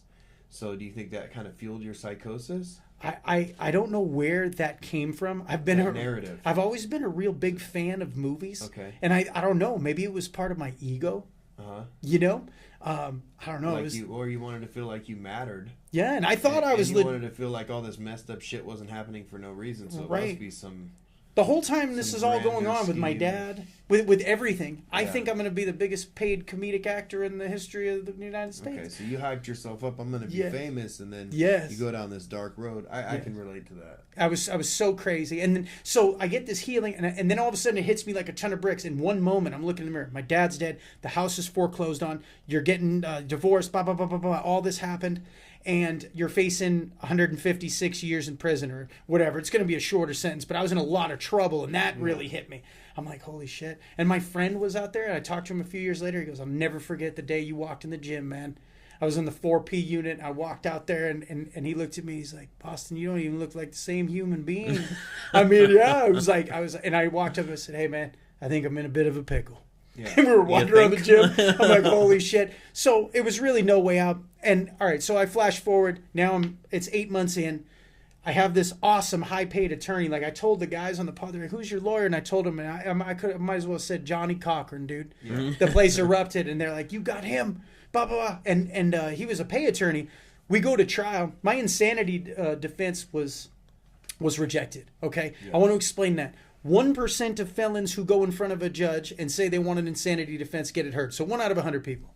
Only 24% of the 1% actually get off on insanity.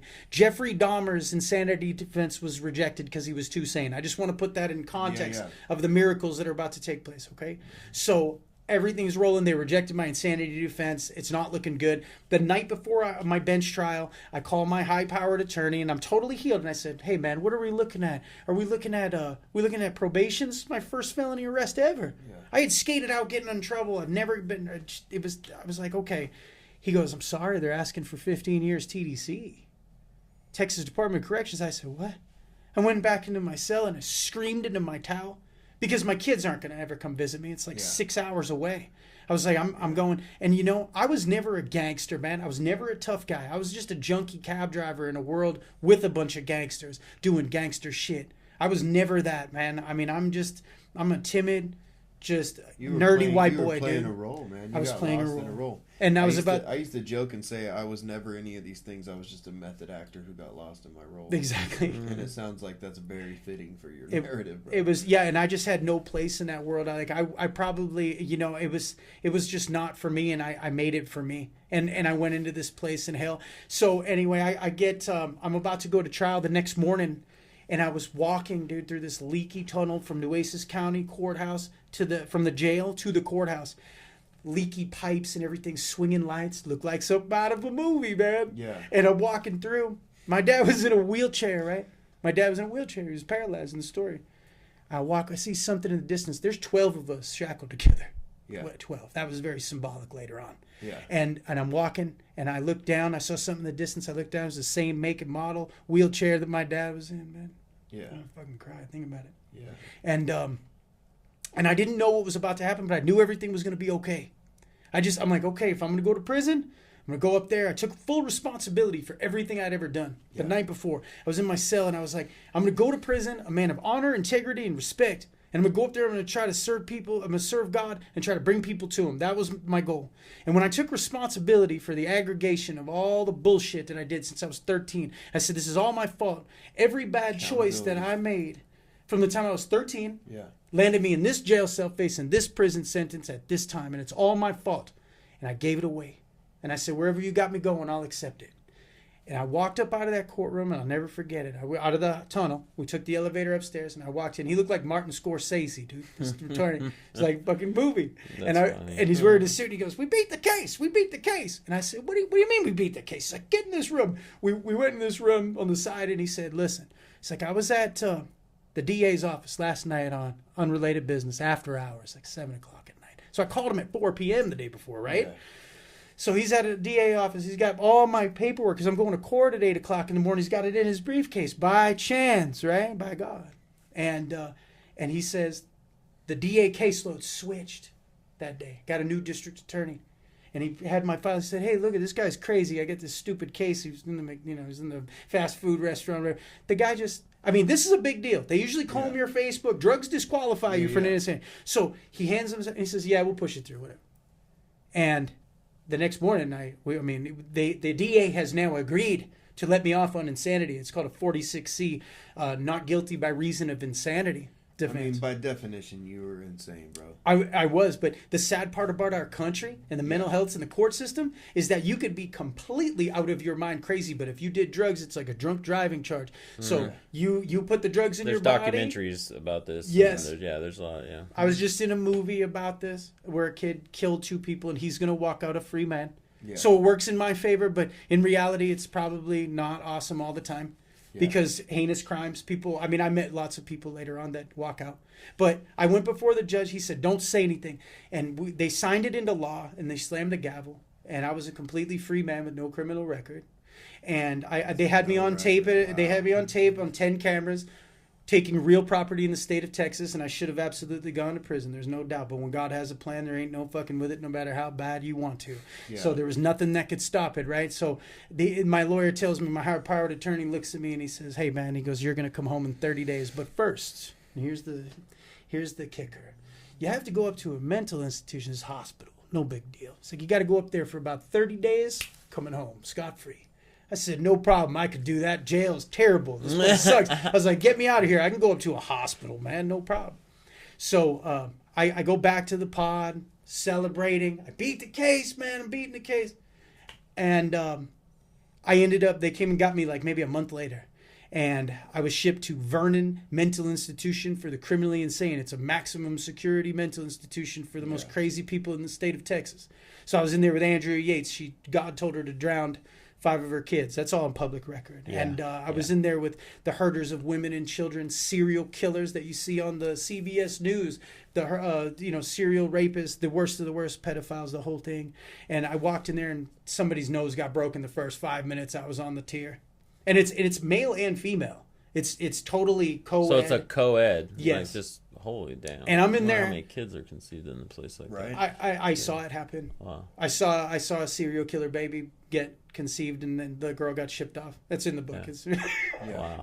based on that story. Yeah. But stuff like that really happens. So now I'm healed and I am in the most mentally mind-fucking environment that you could ever imagine. I mean, picture the most crazy conversation that you've ever had on acid times This 10. might be the one. Yeah, this might be the one. No, yeah, no, it could be. I know most people. You don't No. want to start with this on a first date, by the way. Yeah. Just to throw that out there. Yeah, probably not. Yeah, probably not. It's not. Not a good thing. But so I'm in there and I actually got stepped down, danger review board or whatever. So they're like, okay, you go to the next level, you go down a notch. Mm-hmm. Yeah. And I got to San Antonio State So Hospital. you're reclassified. Yes, and it was a less restrictive hospital. So you went from high risk to Yes. like minimum risk. This place was like, it looked like it Medium risk. belonged on Mars. There was like gun turrets in the middle of a field. Like it was like on a Martian planet. Like when I got there, I pictured somebody running with the bloodhounds behind them like in a institutional All outfit. red. Yes, and so they blood tested me when I got to that facility, right? And there's a CDC lab there. Now, I'd lived the craziest lifestyle sexually and with needles and everything for years before this. Yeah. So they tested me, and then the fear. I don't know if you've ever had an AIDS test after using needles for like that, but it's a very scary thing and all that unprotected sex. And 3 days after I got to Vernon, they called me down. They said, "I'm sorry, there's something wrong with your blood." And I said, "No, man." I go, "This is it." I'm like, "This is the big one." And they're like, "No, just relax." Well, I got to the specialist. They're like, "No, your spleen's enlarged." They're like, "We think you got cirrhosis." I'm like, "Whew, man, dodged a bullet there." No. Oh, thank God. Wait, oh, thank God, it's only cirrhosis. Yeah, when cirrhosis is like, the lotto ticket. Cirrhosis is Yeah. serious. And yeah, it's a And dead it can sentence. actually cause hepatitis. Right. So my spleen was enlarged like 4 times the size, and it's a telltale sign you have that. So we start going through all this testing and everything, and then they couldn't explain it because my liver functions were fine, the ultrasound, everything. They couldn't. So I'm going through this process. They move me, so all that testing stops. I go to San Antonio State Hospital. It's a no restraint policy there, so they don't like have a chair where. I mean, they almost killed me at Vernon. They gave me the wrong medication on my second day there, and they gave me a Dixie cup full of pills, and I was crawling, drooling. They just took me and threw me back in my bed. I thought I was gonna die. They gave me the wrong person's pills at Medline. Yeah. I was like, "I don't take noon meds. Shut up." And they almost killed me that day. That's I put a story in there like that, and I went to this less restrictive hospital, and dude, it was 1,000 times worse. They put me in this Crockett unit there, dude. That was ultra violence, Yeah. sexual assaults, all kinds of abuse and How neglect. many days did you do at the other facility? 2.5 months. So 2.5 months there, but you were told you were going to go to the hospital for 30 days. Yes. So slick Martin Scorsese. Martin got one Scorsese over on you too. He got you off the Oh, thing. Martin. He was He put you in the ringer. It was such a rare court finding Yeah. that even my high-powered attorney hadn't seen it all the way through yet. So he didn't know any better. He was legit, and he stuck with me the whole way through this process, even after. Communicating with you on the phone. On the phone, talking to the judge, everything. So I'm in 2 months at the one facility. Now you're Yeah. at the uncuffed, way worse facility. way worse. How much time do you do there? Violence. So we're going through the process, right? So I get there, and the first day the doctor, I'm like, "Hey, I just ready to go home," and the doctor's like, she's like, "Mr. Durkin, this is a 3.5 to 5 year process to be let back into society. You're on a felony 1 charge. You do know that. You could actually be held here for 99 years for the rest of your natural life because that was the top end of the crime you committed. So unless you become sane and prove your sanity, you're not going to be able to go home until you're safe." And at that moment, I mean, and this is like, there are, yes. Yeah. The wind comes out of your sails, And then I'm just watching, and I mean, I had to literally go into a happy place when I was there, because you will, listening to what's going on around you, you will go insane. Yeah. And it was barbaric, and the violence. Now, I couldn't touch anybody to defend myself. If somebody started beating me up, 6 more months if I pushed them back. I mean, yeah, safety evaluation. I said... Yeah, that's why it's worse than doing time. I should have gone to prison. Yeah. I would, if I could do it over again. Well, I probably wouldn't go to prison, because this is just the way the story played out. It's just the way it played out, man. But yeah. This is your origin story. So, you know, it was a really scary place to be, and it was a really vile place to be. So, along the way, I start seeing all this abuse and neglect, and I snapped and raised my voice one day, and they were going to force drug me. It was another 6 months. I started shaming. They were pounding on the glass. I'm like, everybody shut the fuck up. And so this lady comes over, and this is where the turning point of the story happened.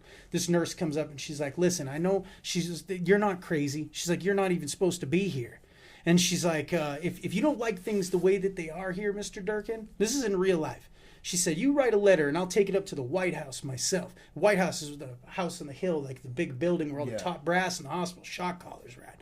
So it was like, she gave me a chance. She didn't give me the drugs, and I took a scrap piece of paper and a pen, and it was like the Holy Spirit grabbed me, and I wrote a 4-page letter in 5 minutes. And I had gotten a cell phone in by reading the client's rights handbook. I became like a diabolical character. I was I educated myself on all my rights and everything. I think I was the only person sane enough to ever crack this book. And I found that if my mom had the cameras to a cell phone taken out, she could send it in, and I could legally have it inside. I now had outside communication to the outside world. Yeah. I've been keeping dates of names, dates, and patient stuff, like all the incidents, the molestations, the stuff, patient on patient, stuff the that violence. You'd seen, you had a record of that. Yes, and I was like, my mom was sending me care packages, and I started like bribing other patients for their sister's phone number to like report stuff, and like I documented all this terrible atrocities happening in this state-run hospital, right? So they basically lobotomize patients in there with medication today. Yeah. There's no treatment for like to get people through, or there's no like one-on-one. Never saw a doctor out on the tier, not once. And what's the business? It's a business, and I was on 9 medications when I was there that I did not need. So I had the cell phone in there, and I actually came off medication. This doctor agreed to take me off because I told him I was on drugs. He pulled me off all medications. I had the phone. Then this blow up happens. I write this letter. The lady actually takes it up to the White House. Okay. There's an emergency meeting that I didn't know about till later, and they got so spooked. I was like, I'm going to take my journals to the local and state media. I have total access to the outside world. I have Facebook. I have everything while I'm in there. Yeah. And they got so spooked. They're like, this is a sane person watching all this. They started moving me around. They put me in an all-male unit with nothing but child rapists and murderers. And well, they're trying to set you up. Well, I thought it was a punishment, but really on that unit, for some reason, they had the least amount of issues, so they just wanted to put me in a holding pattern until they could kick me out. I feel like they probably wanted to put you, I mean, this is just me. Yeah. I feel like they were probably kind of hoping that you would attack one of them. Yep. Maybe. I mean, it could have been something like that. But I was very scared, dude. Like, I kept my cell phone with me. Then they could have locked your ass away. Right? And not let me out. Like, that was the other thing. So I had to be on my best behavior, but I started writing more letters. Everywhere they moved me, dude, something big would pop off. And it was like walking through doors. Like I could hear God on the other side, like not audibly, but just come on through. Something would happen, and I'd make a big deal out of it. And I was like, as long as I'm in this hospital, like I became a champion for the people. I was like, as long as I'm here and something happens, I'm going to make a big deal out of this. Yeah. I was like, it does not behoove you to keep me here. Yeah. And then finally, one of the final straws was my roommate escaped. And they told the police that he escaped, but they didn't tell the community. He just walked off property. And I messaged Ken's 5 in San Antonio. I said, you want a story about an escaped mental patient? And the guy was like, you can't have a phone in there, and just blew me off. And Holy Spirit again, I dropped a GPS pin from inside the damn unit. That guy called me back within minutes. And he verified the story, and he called the hospital, and he asked the kid's name, and they said, yeah, there sure was an escape earlier. Well, they needed to get your ass either I'm like dead or at out. The fucking moonlight, dude. I'm like, I've got these assholes now. And I was there, and all of a sudden they locked the whole facility down. And the news runs an expose, dude. One that night, and then they run a huge one the next morning. So if you get on YouTube and you YouTube San Antonio, like the city, State Hospital Escape, That story is me breaking that story from inside on my cell phone. That's Did a you send real me life. something about this? Yes, I did. You did send me Yes. that. I was like, wait a minute, I recognize this story. I have got the fucking receipts on Yeah, this shit. you sent me this. I got the picture of the car accident when I crashed. I fell asleep and crashed into the sign at the South Texas Christian Sleep Study Center. Oh, you told me about that. I got pictures of all of this and video, and so that story was. And then they had enough of Patrick Durkin, and they kicked my ass out of that hospital. It took me about 30 days more, and I came home. So total Yeah. in the medical places. 10 and a half. Oh, 18 months total. Jail and No, yeah, but so jail was what, 10? it was 10, and then And yeah, then another 8 months. Right. In this process. Yes. 8 months. How many facilities? 8 months, 2 facilities. 2 facilities? 2 facilities and different units in San Antonio. Different where units in the facility. Yes, Okay. and dude, I mean, like I saved this kid's foot from being amputated in there. It was wild, dude. Like I bribed him to give me his dad's phone number. They wouldn't change his bandages. It was really bad, horrifying Yeah. stuff. And I told the doctor when I was leaving, he hated me. And you're not supposed to talk about God when you're on a psych hold. That's what he. Right, That's so- what he said. Well, no, like it's you start talking about God or spiritual things, it sounds crazy. Yeah, you're. I'm in a Oh. room full of scientists. So Oh, yeah, I yeah, knew yeah. I had him at this point. It was right before my release, and in my last treatment team meeting, the guy was like, "You're not even supposed to be here." And I said, "I am supposed to be here. I was supposed to be here because God sent me here to see the atrocities within the 4 walls of this hospital. He sent me here to do something about it, and I did." Yeah. Period. Yeah, and then I sat back in my chair, and these 2 black ladies in the back, they were super cool. They were laughing. And it was like right before I went home, and I looked at him and I said, I'm spiritual, I'm not crazy. There's a big difference, Jack. Mm-hmm.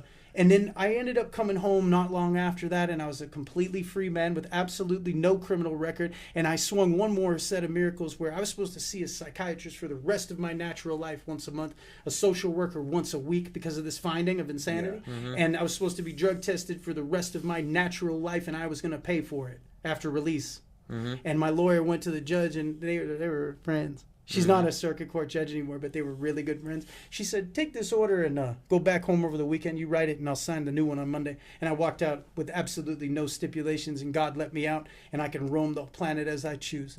Yeah. And I've now been healed, and God removed all the cravings for drugs and alcohol from me. And It's beautiful. And then you wrote a book. So how long yeah. has it been since you used? June 3rd of 2018. 2018. Yeah, it's been 5 years, and So 5 years. This book, when I came out, The Inheritance, there's a story in there. I got robbed for $11,000 in cash, like the month I was getting out. Yeah. It's a whole story in there. But I came out homeless with a dirty duffel bag from the institution, a mental institution duffel bag full of dirty clothes, and I had $300. And I started writing that book. I got out on December 16th of 2019.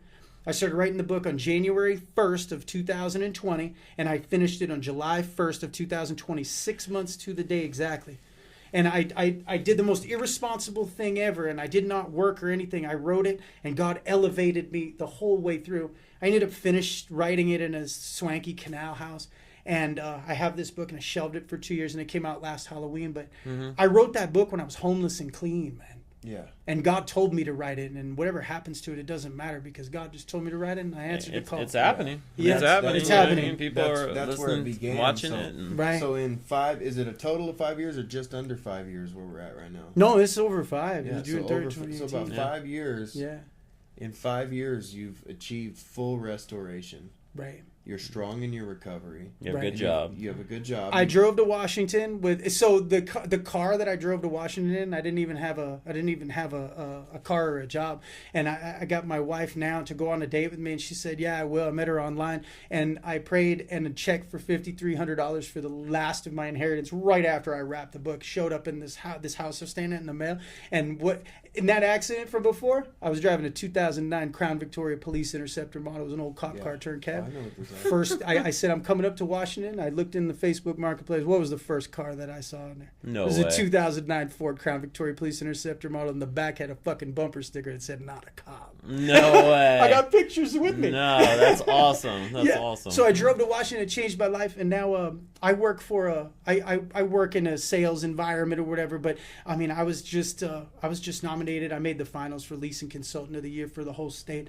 Absolutely. I have a Seen beautiful family. I have a beautiful set of friends, and now, in that insanity, God showed me a couple important things. Anything is possible. Yeah. Okay? And when he has a plan for your life, there's nothing that anybody can do, not even you, to stop it. And if you start going and you catch the streamlined will of God for your life, you can fucking climb over mountaintops that your mind can't even fathom, and you could do anything that you want to do. Absolutely. And your imagination is something that comes out of the ether, and God shows you because he wants you to do it, and he wants us to partner with miracles. Yeah. And it's an amazing journey, man. And share your miracles. I mean, that's what Yeah. you shared today, you know? Right. And I could have put this to bed, dude, and not said anything and just Oh, hid dude, my life. All of us could have. And No think way, of- man. Like think this, of how much would have been no lost. way. I would have Like, been you a know what I mean? sin, man. No way. Like this story needs to be told, and you know, I have a recent relationship with God that I think I told you about that, where like I never really believed in God until recently. Like, you know what I mean? And so Right. now I feel like I have a personal relationship with God, which is coming out of my mouth is still a strange thing for me to say. Right. Like, you know what I mean? And it was really the biggest reason why I never technically went through the 12 steps is because Yeah. I thought it was very preachy. Yeah. Right? So I didn't go through the 12 steps, and I decided 4 weeks ago to like start praying. I've never, by the way, prayed in my life. Right. Well, that's a lie. I stopped praying because when I was a kid, I was praying for the abuse to stop and for things to Yeah. stop, and it didn't stop. And so then I hated God. Yeah. Like and so even just, I had a tattoo someplace on my body at one point that was very like blasphemous. Right. You know what I mean? My first Right. MySpace You name. wanted somebody to blame. Yeah, my first MySpace name, you know what I mean, was Blasphemous Bastard. Yeah. Like, you know what I mean? Yeah. And so it's like, so that was my thing. But long story short is that like, man, God, like, there's a reason why, like, I am like, it's crazy in how much anxiety has left my body, because now I know that like, as long as I keep doing what I'm doing, and as Right. long as you keep doing and you keep doing what we're doing, Yeah. that, God put us three in this room, you know what I mean, to help other people. Yeah. My wife's episode, not to sidebar too much, Was a my great wife was episode. loved dead set not wanting to be on this podcast. Yeah. Right. Dead set. She said, I do not want to be on your podcast. I don't want to tell you my story.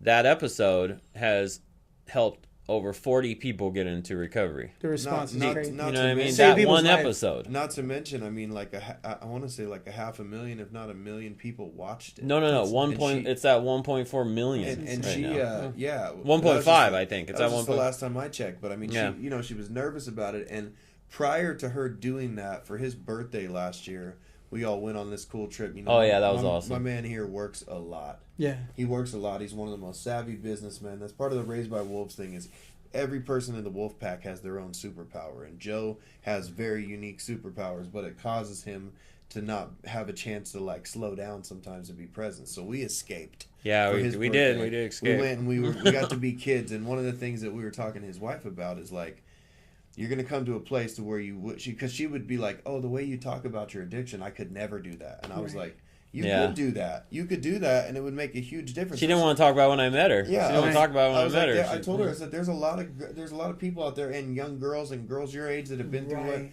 that would benefit from you telling that story. And so then, flash forward a year later, when we start filming the podcast, she got her courage up and she That's did why- it, and it made a huge difference in a lot of people's lives. That's- why- There's a girl that messaged me. Actually, I think she left a comment on the YouTube channel right Yeah. after Adrian's episode dropped, and she said, I've been struggling for years, and I just happened to run across this video. Yeah. That girl, from what I know, she's now not only completed a program, but she's living back with family on a state. Change your Because life. she That's said awesome. she related that story. She said was so similar. The ex story, how she got into drugs, was so similar. And then if you really want to trip out on this whole thing, I think you were introduced to the podcast because of my wife's episode, Yes. right? Yeah. Yeah. And so it's like, so it's pretty crazy.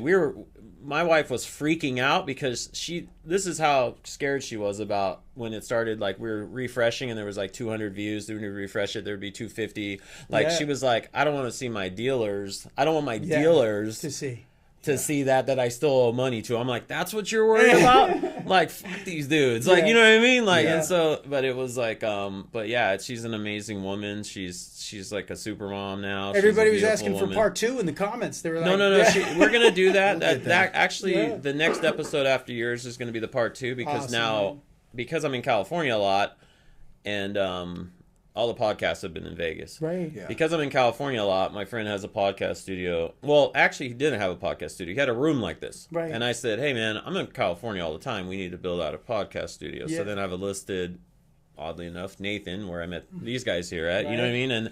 And you know, then we built something out there. And so we need to do part 2. And so. One of the most the shameful part of my story really wasn't even the addiction. Honestly, it was talking about the mental health and the institution. That was where I was met with the most stigma. And we were talking earlier on the rocks. Yeah. If Jesus Christ was walking in the flesh in the United States today, he would be in a state hospital. Yes. Absolutely. They would cuff him, they would drug him, they would suppress him. Yeah. And we're all spiritual beings having a human experience. And you know, people that watch this that are struggling with mental health, with addiction, we're all suffering from a spiritual problem down deep. Yeah. An acceptance problem. And once we submit to something, whatever it is, greater than yourself. And I'm a Christian that people, you know, they kind of like raise their eyebrows a little bit because I believe that God loves all people, not just Christians. Mm-hmm. I do. And I think that division within denomination and with people's religions, I think that the real God loves all people. I think every one of us walking this planet, there's people who never heard about Jesus Christ in their life. In an island somewhere in this planet. And God loves all people, and we got to stop the division and the hate. And I think once we start there, and then we need to reform mental health. The drug treatment facility industry in this country needs a reform, and we need to help people like in the cities, in these tent cities. Those people mostly have mental health disorders. Yeah. And they're self-medicating. They're not all just bums. Well, they've forgotten they have a voice, bro. Right. And that's why we use our voices. We need our voice to be heard. We will be. The next level of Raised by Wolves.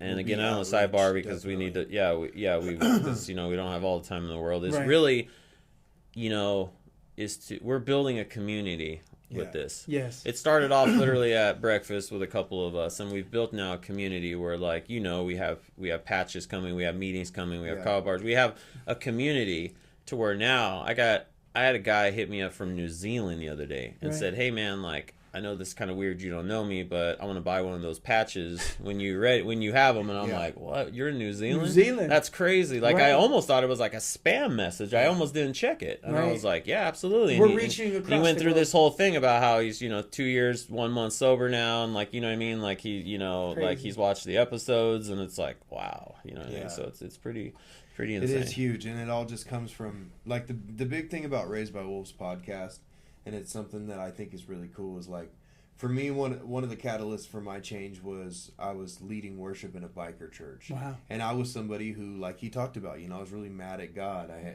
just wanted to blame God for a lot of my loss. Right. And then you start to realize when you take accountability, that's not what it is, you know. It should all just be a vehicle for you to come home to yourself and learn to love yourself the way that the creator that made you wants you to, right? So with Raised by Wolves, we're not going to sit here and tell you have to be Christian, Catholic, or anything like that. You're going to see people from all walks of life that believe all kinds of different things, but the point and the meat of the matter is restoration. It's total, complete loss. It's complete loss of hope and self, and in some cases like mine and his, you know, humanity. You lose your humanity and your dignity. But then to be able to come from this just dumpster fire of a life and just rise from the ashes of that and not smell like smoke is incredible. Right. And that's all we hope to do. We're just regular people that want to do amazing things, that maybe got dealt bad cards, but we want to inspire other people to know that, like you, in your small town, wherever you are, it doesn't matter what you're into. If you're on a huge level of business, if you're somebody who feels like you don't have a voice, like, I hope that you will hear people like us talking and being vulnerable and sharing what we're about and just realize there is hope for you. You know, for Adrian to do what she did, for his wife, you know, to inspire people, that's powerful. And she didn't believe in herself all the way up till the words came out of her mouth. Mm-hmm. So just know that if there's something you're struggling with and you don't think you have the guts to battle it, or you don't think that there's a version of the story where you actually can be restored, I'm going to tell you right now, I have no teeth in my mouth. I lost everything in my life. These are fake teeth. Everything in my life that has been restored started as a facade, and then I learned to fill that facade with reality. So there is a chance for you. If I can do it, if he can do it, if he can do it, you can do it. The Raised by Wolves podcast and Raised by Wolves as a whole is just to invite you guys into this community. Recovery is badass because we all are badass, because we Been to war. We don't just smoke cigarettes and drink coffee and tuck in our polo shirts. Like That's this right. is a little different type of recovery. It's not all about just getting off drugs. Like the statistic, I got this tattoo. A lot of people are getting 2% because they say in the state hospital they told me 2% of people get and stay clean off methamphetamine lifetime, and that always stuck with me. And we're living proof that if you take a stand against meth or hard drugs or alcohol, that you not only can get off of those substances, but when you have a paradigm shift, you can become a fucking rock star. You can do almost anything that you set your mind to and transform your life, and then have the ability to help transform so many lives around you. Your family, your friends, and even strangers that are watching from home. Like, your story is going to matter, and we're living a story. And God wants to partner with us on miracles, dude. Amen. Yes. You know what I mean? I believe that. Well, I love y'all. Thank you. Yeah, man. You too, man. So guys, so where can they find your book, Patrick? You can search The Meth Bible is the easiest way on Amazon.com. You can order right through there all over the globe. So search The Meth Bible on Amazon. You can find me at Boston 2% on TikTok and Instagram and all that, Boston 2%. But yeah, come check us out. Get a copy of the book. It's the audiobook's going to drop soon, probably in a couple weeks. Yeah, when does the audiobook come out? I'm thinking by mid-November. There's a lot of people that, you're busy and you just want to, you got to commute, you got a road trip, you're going to slap it on. For me, I'm super busy. My man here blessed me with a book, and I cracked it, but I've been so busy I haven't had time to sit down and read it. So there'll be an audiobook coming out. Audiobook soon. Yeah, my man here is doing incredible things. We're really happy to appreciate have him you, here. man. Thanks, really man. proud of him. Thank y'all. Awesome, man. Brother. We love y'all. Yeah, man. dude. You too, Thank brother, you. for sure, man. Welcome to the Wolf Pack, for sure. Thank you. You know, we end every episode the same, and we're very serious about this. Obviously, we talk the talk, we walk the walk. We try to get people, and we do get people, pointed at least in the right direction. So if you or anybody is struggling with any type of addiction whatsoever, please reach out to us. You can hit us up on our website. It's Raised by Wolves, but of course it's spelled weird. It's RZDxWLVS.com. We're on social media. We're on TikTok and YouTube and Instagram at Raised by Wolves, RZDxWLVS, and please, I purposely are the one that is the one that checks all the messages for that reason, and and if let's he help. doesn't have time, he'll kick it to one of us. We definitely we throw it out there. Jimmy's keen on getting people into treatment centers. Jimmy, our guy, is he's deep in the recovery world, and so that's he's helped these. We've helped a lot of people. We've helped a lot of people. At least point them in the right direction. And so, thanks everybody for tuning in and listening and watching. And take care of yourselves and others. Right on. 2%ers stand up. Yep.